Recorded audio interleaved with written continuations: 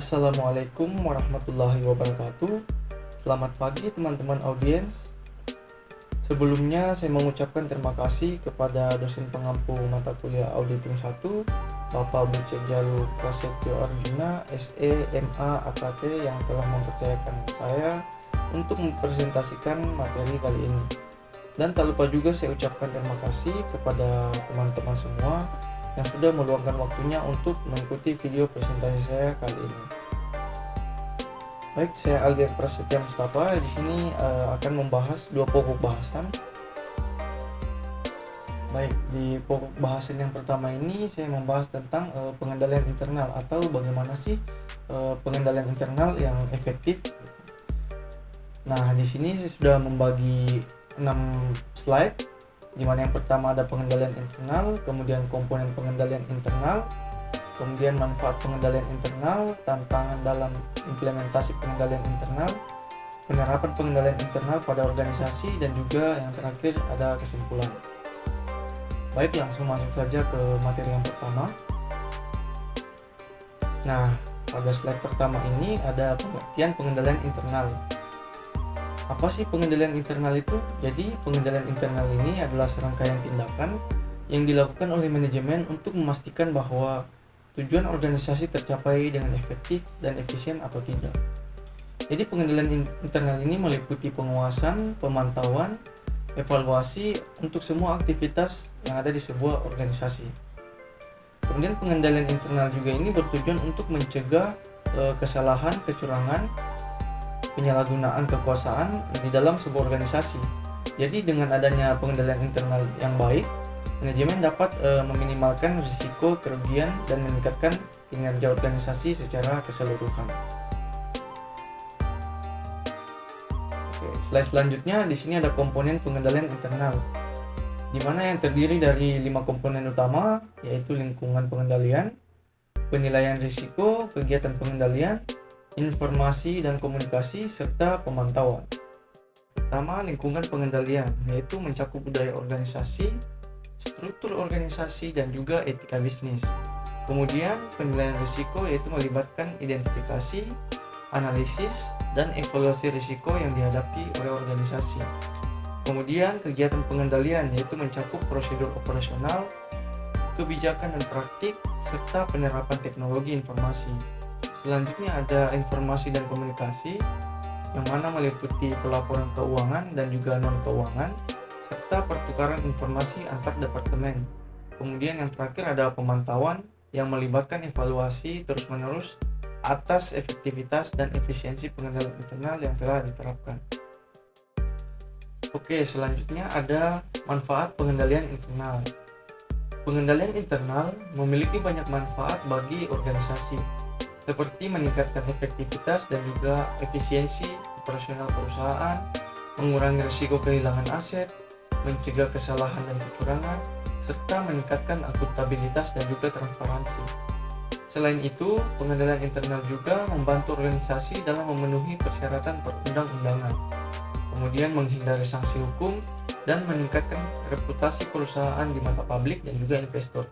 Mana seperti yang kita ketahui, jika perusahaan kita memiliki reputasi atau nama yang baik di mata publik dan juga investor, tentu saja orang-orang atau para investor tidak akan ragu untuk menanamkan modalnya di perusahaan yang kita miliki. Nah, setelah tadi kita membahas tentang manfaat dari pengendalian internal, sekarang kita akan membahas tantangan dalam implementasi pengendalian internal. Jadi implementasi pengendalian internal ini tentu saja tidak selalu mudah dan pasti bisa menemukan beberapa tantangan, yang dimana tantangannya antara lain kurangnya dukungan dari manajemen, kurangnya sumber daya manusia yang terampil, dan juga kompleksitas bisnis yang semakin tinggi. Selain itu, pengendalian internal yang terlalu ketat juga dapat membebani karyawan dan juga menghambat efektivitas operasional. Oleh karena itu, manajemen harus memastikan bahwa pengendalian internal yang diterapkan seimbang antara kebutuhan bisnis dan juga risiko yang dihadapi. Oke, next. Oke, pada part 5 ini atau slide kelima ini ada penerapan pengendalian internal pada organisasi. Penerapan pengendalian internal pada organisasi harus dimulai dengan identifikasi risiko yang dihadapi. Kemudian merancang dan menerapkan pengendalian internal yang sesuai dengan keadaan di sebuah perusahaan. Kemudian setelah itu, pengendalian internal harus dipantau secara terus-menerus untuk memastikan efektivitas dan efisiensinya. Selain itu, manajemen juga harus memberikan pelatihan dan pendidikan kepada karyawan mengenai pentingnya pengendalian internal dan bagaimana cara melaksanakannya dengan benar. Hal ini akan membantu meningkatkan kesadaran dan juga tanggung jawab karyawan terhadap pengendalian internal. Oke, pada slide ke-6 ini kesimpulannya, pengendalian internal merupakan hal yang sangat penting bagi organisasi dalam mencapai tujuannya.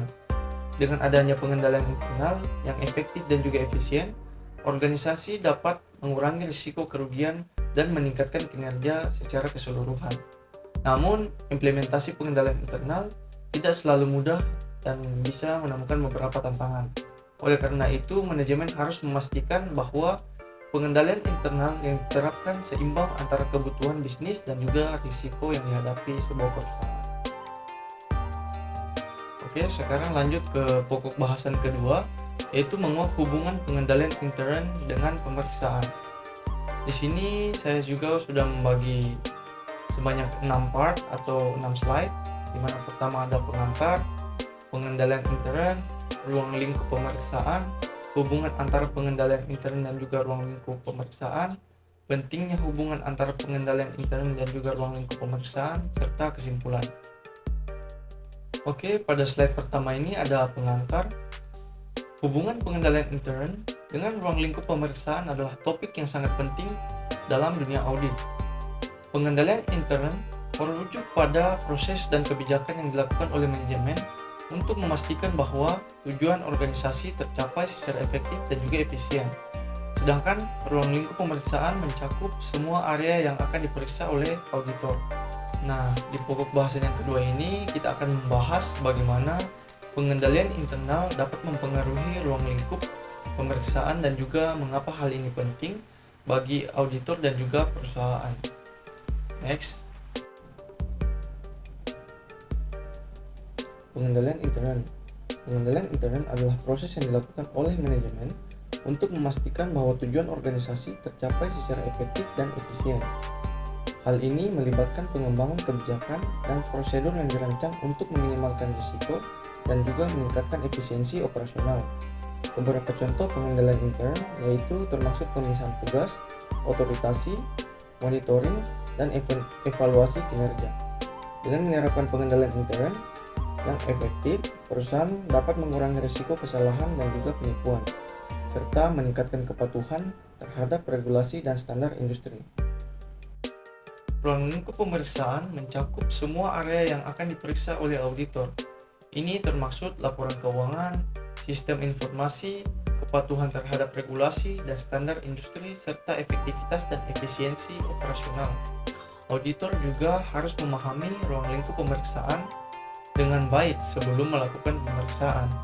Hal ini akan membantu mereka untuk menentukan metode pemeriksaan yang tepat dan juga memastikan bahwa semua area yang relevan telah diperiksa dengan cermat. Next. Hubungan antara pengendalian intern dan juga ruang lingkup pemeriksaan. Pengendalian intern dapat mempengaruhi ruang lingkup pemeriksaan karena pengendalian internal ini mempengaruhi tingkat risiko di dalam suatu perusahaan. Semakin efektif pengendalian internal, semakin rendah risiko kesalahan dan juga penipuan dalam sebuah perusahaan. Ini berarti auditor dapat fokus pada area-area lain yang memiliki risiko lebih tinggi. Sebaliknya, jika pengendalian internal ini tidak efektif, maka auditor akan perlu memeriksa lebih banyak area untuk menemukan potensi kesalahan dan penipuan. Next. Di slide kelima ini yaitu pentingnya hubungan antara pengendalian internal dan juga ruang lingkup pemeriksaan. Hubungan antara pengendalian internal dan ruang lingkup pemeriksaan sangat penting bagi perusahaan dan juga auditor. Dengan menerapkan pengendalian internal yang efektif, perusahaan dapat meminimalkan risiko kesalahan dan juga penipuan. serta meningkatkan efisiensi operasional. Sementara itu, auditor dapat memfokuskan upaya mereka pada area yang memiliki risiko yang lebih tinggi, sehingga mempercepat proses pemeriksaan dan juga meningkatkan kualitas hasil pemeriksaan. Oleh karena itu, perusahaan dan juga auditor harus bekerja sama untuk memastikan bahwa pengendalian internal diimplementasikan dengan baik dan juga ruang lingkup pemeriksaan ditentukan dengan benar. Di slide terakhir ini ada kesimpulan dari kelima slide sebelumnya. Jadi di dalam pembahasan yang kedua ini kita telah membahas hubungan antara pengendalian internal dan ruang lingkup pemeriksaan. Kita juga telah melihat bagaimana pengendalian internal dapat mempengaruhi ruang lingkup pemeriksaan dan mengapa hal ini penting bagi perusahaan dan juga auditor. Kita juga telah membahas pentingnya bekerja sama antara perusahaan dan auditor untuk memastikan bahwa pengendalian internal diimplementasikan dengan baik dan ruang lingkup pemeriksaan ditentukan dengan benar. Dengan memahami hubungan ini, perusahaan dan auditor dapat bekerja sama untuk mencapai tujuan audit yang efektif dan juga efisien. Baik, itulah tadi presentasi video saya. Dengan harapan semoga teman-teman dapat memahami dengan baik apa yang telah saya paparkan. Saya juga mengucapkan terima kasih kepada teman-teman semua yang sudah menyaksikan dan mendengarkan video ini sampai akhir. Semoga kita bisa bertemu di lain kesempatan. Saya mengakhiri video ini dengan ucapan Alhamdulillahirrabbilalamin. Saya Aldian Prasetya Mustafa, pamit undur diri. Wabillahi taufiq wal hidayah. Wassalamualaikum warahmatullahi wabarakatuh.